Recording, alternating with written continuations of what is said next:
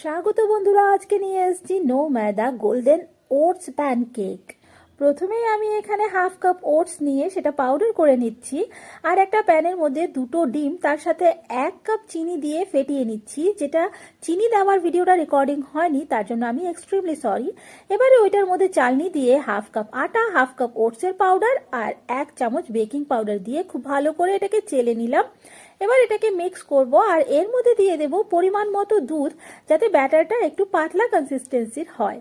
এবারে 1/4 cup refined oil দিয়ে আমি এটাকে মিক্স করছি। যতক্ষণ আমি মিক্স করছি তোমরা কিন্তু চ্যানেলটা সাবস্ক্রাইব করে নাও। এখানে দেবো একটুখানি ভ্যানিলা এসেন্স, আবারও মিক্স করে তাওয়া বসিয়ে তার মধ্যে একটুখানি রিফাইন্ড অয়েল ব্রাশ করে নেব, যেটা আমি দেশি পদ্ধতিতে করলাম।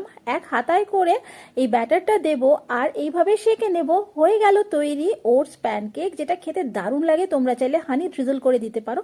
ভিডিওটা লাইক করতে একদম ভুলবে না কিন্তু। আজকে এখানে এটা